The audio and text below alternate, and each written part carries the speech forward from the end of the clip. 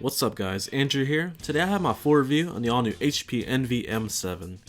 This is a 17.3-inch multimedia laptop that features some pretty good specs for the price. You get a Broadwell dual-core i7, an NVIDIA 840M with 2GB of DDR3, 12GB of RAM, a 1TB hard drive running at 5400 RPM, all for an attractive price of under $1,000. Let's see if this laptop is worth picking up. I'm going to kick off this review by talking about the design and build quality. The design is pretty similar to most other ENVY laptops, and that's a good thing. The exterior has a nice natural silver plastic finish that also does a great job of keeping fingerprints away. The interior has a painted metal finish on the palm rest that adds a nice cool touch to the overall design. The top section of the interior is your Beats audio speakers, and last but not least is your HP Control Zone trackpad. Overall, this 17.3-inch ENVY laptop is well built all around. The weight comes in at 7.07 pounds, and its thickest point is 1.22 inches. In my opinion, that's pretty acceptable for a full-size 17-inch laptop. For your ports on the left side, you have your AC charging port, Kensington lock, Ethernet, exhaust port, HDMI, 2 USB 3s, and an SD card reader. And the good news about this SD card reader is the SD card is almost flush mount with this notebook.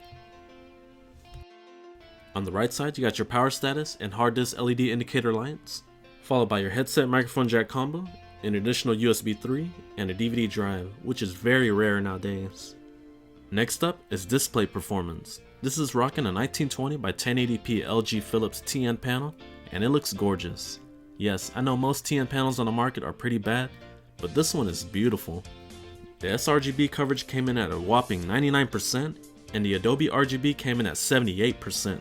These scores are right up there with the Dell XPS 13, HP Spectre X360, and the Samsung ATIV Book 9.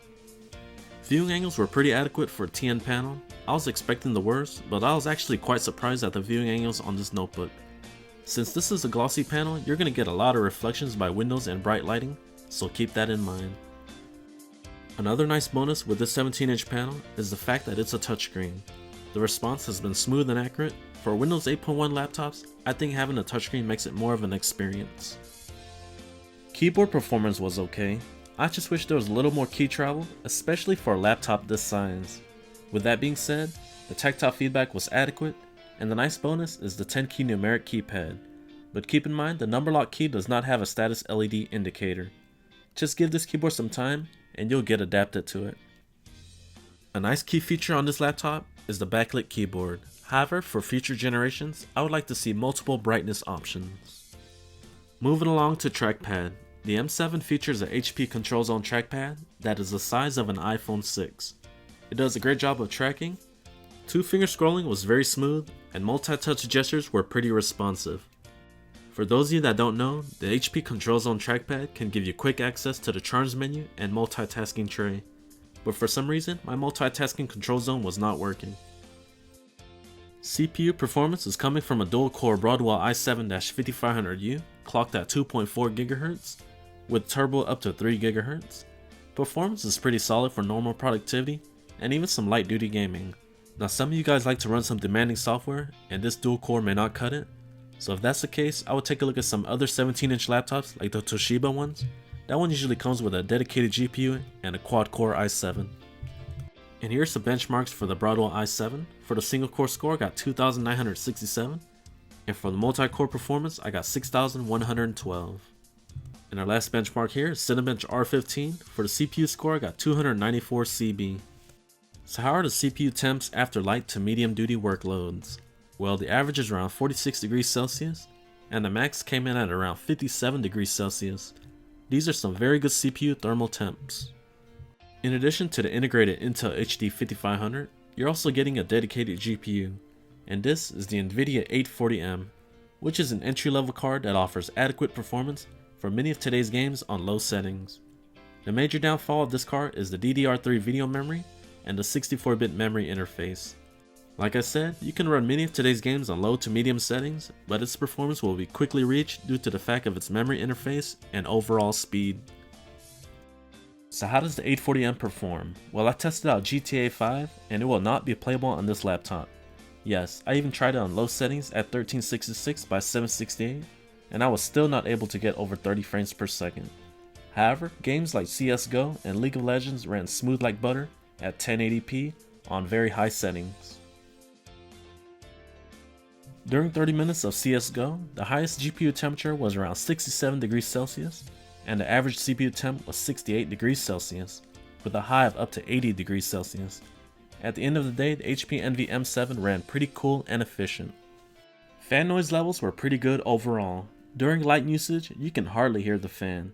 If anything, you can hear the 5400 RPM hard drive more than the fan. But under heavy usage, the fans will cook up to about 54 decibels. Battery life is going to be the shortest coming for this notebook. Power is coming from a 4-cell 41 watt-hour battery pack, which is very small for a laptop this size. On average, I've been able to get around 3 to 3.5 hours out of a full charge with screen brightness set at around 50%. The good news here is the battery pack is replaceable on the go, so if you plan on taking this huge laptop on the road, be sure to get that extra battery pack. The ENVY M7 is powered by Beats audio speakers, and they actually sound pretty good. They are loud and they offer decent sound. The mids and highs are well balanced, and the overall sound quality is acceptable. And here's a quick sound test in action.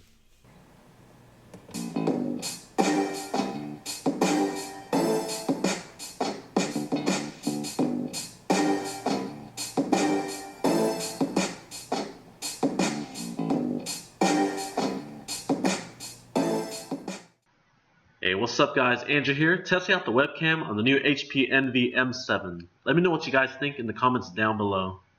In terms of upgrades, HP did not make it easy to get into this laptop. You'll have to remove all the bottom 13 Phillips screws, plus the 2 by the battery, and then pry up gently. I would be extremely careful because those plastic pins can break very easily. The main component you'll want to upgrade is the 5400 RPM hard drive.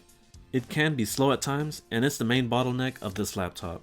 I was getting around 104 megabytes a second on the read speed and 92 megabytes a second on the write speeds. For the RAM, you have 12 gigabytes, which is more than adequate for many users today. I believe there is 4 gigabytes soldered on board, and there is one DIMM slot with 8 gigabytes. For your Wi-Fi performance, you're getting an Intel dual band wireless AC3160, which offers great solid performance. You also have Bluetooth 4.0 enabled. I have tested this wireless card's performance on Csgo Online, and the performance has been great. So let's get to the conclusion of this laptop. The HP M7 offers great performance for the money. You get a beautiful 17.3-inch touchscreen panel, a quick and efficient dual-core Broadwell i7, a dedicated NVIDIA 840M that can play many of today's games on low to medium settings, all for under $1,000. I think this is probably the best bang for your buck in terms of full-size 17-inch laptops. I would even choose this laptop over the Dell Inspiron 17 7000 that I recently reviewed. Like I said earlier, if you plan on running heavy 3D programs and more intense CPU programs, then you'll want to take a look at some of the other 17-inch laptops that feature a dedicated GPU and a quad-core i7. With that being said, for the average consumer out there, I highly recommend this HP ENVY M7 for someone that wants a full-size 17-inch laptop that offers a great bang for your buck. The cons were the short battery life, but let's be real here, this laptop is most likely going to spend most of its day in the office or at home. The second minor complaint I have is the short key travel on the keyboard, but give it some time and you'll get adjusted to this keyboard just fine. Alright guys, this completes my full review on the all new HP ENVY M7. If you enjoyed it, be sure to hit that like button and don't forget to subscribe. Thank you guys for the support, and I'll catch you in the next one.